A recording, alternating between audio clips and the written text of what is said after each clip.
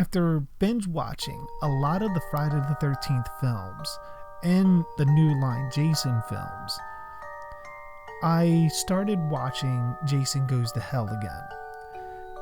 And a lot of those scenes in there definitely got me thinking. And I don't want to say criticizing, but ultimately critiquing little bits here and there that just didn't make sense to me, or that had me asking questions that could possibly turn up in theory videos. But it wasn't until I got to multiple interviews with Adam Marcus on YouTube that I kept hearing him how he wanted to ground the series and create a logical reason of why Jason was doing certain things, or why Jason was even alive, or undead rather. That's where the whole deadite thing come from, which I'm not going to be getting into that. I have 2 or 3 other videos on the channel where I get into that, so feel free to check those out and check this out as a companion piece with them. But I've been wanting to get into Jason Goes to Hell for a while now, and this is my opportunity to pick at certain things that I really didn't like with the film that raised a couple of questions that either remained unanswered or were outright retconned in other New Line films. How was it that Jason knew the agent was at the camp long enough to stage his attack, but had no clue that a tactical team had not only set a trap for him, but had enough time to set up their weapons and a lighting system without Jason knowing, before blowing him up in the film's opening? To me, that kinda says something about Jason's awareness in the camp, because the setup wasn't like it was miles away from the camp. It was literally, at best, maybe 100 yards, considering the agent rather, running out of the cabin, through the woods, and leading Jason to that specific area, all while barefooted and wearing a towel.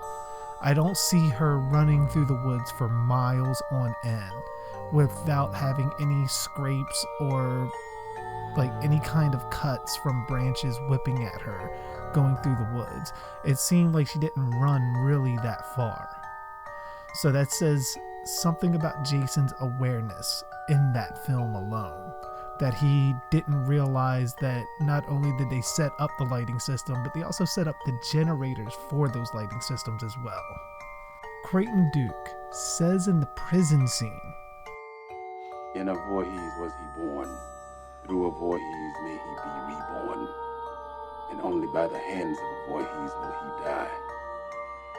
Jason had a sister, your girlfriend's mother, Diana. Yet prior to that, Jason is shot in the head by his sister Diana, clearly not killing him.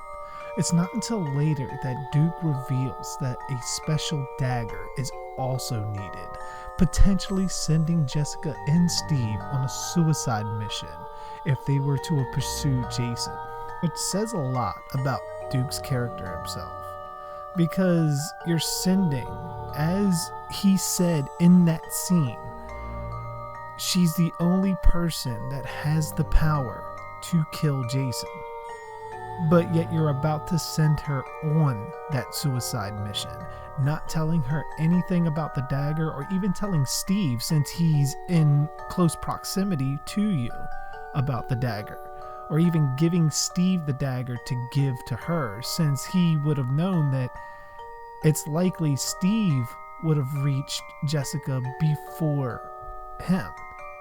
When was Jason's sister Diana even born? And did Pamela know about her? Since we can assume that Pamela is not her mother. Did Elias have an affair while married to Pamela? And if so, was she born before Elias would have died? Especially when you take into account all of the other forms of media that involve Elias. Have him dead with Jason either still in Pamela's womb or Jason as a kid. The only dissenting story for that was, I guess it was the novelization for Friday the 13th Part 6, where Elias does make an appearance at the end of that film, showing that he's elderly but still alive. Sadly, Jason Goes to Hell doesn't offer any insight outside of Creighton Duke saying that Jessica and her baby are the only two beings on Earth. Maybe not in that wording, but ultimately they're the only other two people that can potentially stop Jason. Pretty much saying that Elias would have to be dead if that's the case, considering how much information Duke has on Jason. So you got to kind of take that at face value. If Jason's father was still alive, Creighton Duke, I assume, would know. Especially with him being a bounty hunter. It's not like Elias would go into hiding and Duke couldn't find him, but yet he was able to find out all this other occult information that is potentially what could kill Jason, or a being like Jason. Jason's change and motivation to kill. In parts 2 and some of part 3, we see a shrine with Pamela's severed head in the center, seemingly erected by Jason to both pay respect and possibly sacrifice his victims to, given offerings to hopefully resurrect her. But in Jason Goes to Hell, he is now hunting the final members of his bloodline, according to Duke, since they have the power to both kill or resurrect him. But wouldn't it be easier to just hunt the dagger and destroy or even hide it? And if he couldn't do that, was he just keeping his mother's head as a potential failsafe in case his body was destroyed? Assuming he doesn't need the full body to do so. Or would it not work since Pamela is not a Voorhees by blood? She's only one by marriage. Whatever the case is, Jason's whole story is predicated on the love of his mother. And his mother's story is predicated on the love for her son, which is a family bond. So if Jason had other family members out there, it would have been nice to see in the story that maybe Elias did have an affair, and both Pamela and Jason despised the children that came from that, or even the woman that would bear Elias's children. Like, it would have been helpful to see that and explain why Jason necessarily would have wanted to kill Diana and her daughter and her granddaughter. But from what we see is we go from Jason killing for his mother, for the love of his mother and wanting revenge for her death, to now killing his own family members for self-preservation. And it just wasn't Jason, not in my mind anyways. Why was Jason's undead form the one that was resurrected? I would have assumed that once Jason did crawl into Diana's body to resurrect himself, that we would have seen his form from either part 2 or 3, or even part 4, just all healed up. He shouldn't have any of the damage that he supposedly sustained from past events. It should have been a completely new body that was completely healed with both of his eyes intact. But instead, what we ended up getting was a wormy demon like Jason, who's also missing an eye, crawling into the corpse of his half-sister. I'm saying half-sister because that has to be what it is. According to Pamela, Jason was her only child. But he crawls into her, and the next time you see Jason on screen, full form, not only is he still damaged and decayed, still missing the eye, but he also comes out with the same clothes he wore when he was destroyed in the hockey mask. Now,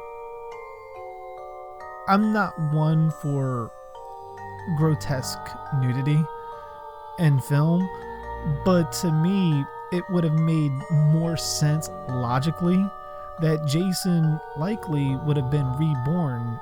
He shouldn't have had clothes on. He shouldn't even have had the hockey mask. Like, I don't know why that decision was made when you obviously, judging by the effects that are in that film, you had more than enough money to construct or reconstruct Jason's form from either parts 2, 3, or 4. A living looking body of Jason to fully resurrect him in his younger state to carry on the films further. And you could have ran with that to where Jason has now lost his undead abilities because he had to use the resurrection. So now he's just another normal living being that's kind of supernatural with strength and stuff like that, but he can be hurt. So that way, that sets it up for future sequels to where the legend of Jason still lives on. He's younger, and you can do future movies with Jason slowly aging. But it still gives you some suspense because Jason can also be hurt now. At least that's the way I would have went with it. I just did not get why a fully clothed Jason with the hockey mask and all the damage on his body was resurrected when it should have been a completely brand new, fresh out the box kind of body. Then lastly, as we see from both Freddy vs. Jason and Jason X, the dagger didn't even work.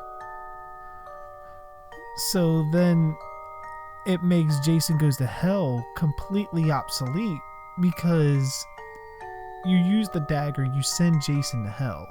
Then the next film that's supposed to be directly after that timeline-wise would be Freddy vs. Jason, which Freddy somehow gets into Jason's dream. Like, he says he's searching the bowels of hell, but it's clearly a dream. Jason is sleeping, which that's a completely different video that I'm going to be doing, so keep an eye out for that. But with Freddy mimicking Pamela's voice and image, it was enough to negate what the dagger did in Jason Goes to Hell. And then for what the demons did, trying to drag Jason to hell, they obviously didn't get him too far under the ground. So that made that entire movie completely pointless, and Jason never went back after any of his family members again. He's just listening to what the fake Pamela is telling him to do. Alright, but those are just some of my thoughts and theories on Jason Goes to Hell and how it relates to the series, and some of the questions that I had with that film alone, and me questioning, I guess you could say, the logic behind a lot of those decisions. But if you agree with a lot of what I said, feel free, drop a like, comment, and subscribe. If you have your own theories on why some of these things take place, feel free to drop those in the comments below, and also like, share, comment, subscribe, all of that good stuff. All of my social media, if you guys want to follow me, be sure to check out in the description below my Instagram, Facebook, Twitch, which I'm now streaming on, as well as YouTube, using Restream to stream on both at the same time, so all of you guys collectively can find me, as well as my Instagram, where I post a lot of my costume pictures, my Jason, my 2008 I want to say, Michael Myers, also Batman, Reverse Flash. I got a lot of costumes on there, so feel free to check those out. And if you guys want to send me anything, messages, pictures, some of your own costumes, feel free to do so on any of those social media outlets. I'm always on there. Pretty much not going to ignore you. I don't ignore anybody. I may take a while to message you back, but I do get to you at some point. With that being said, I am JG Dark, and thanks for watching.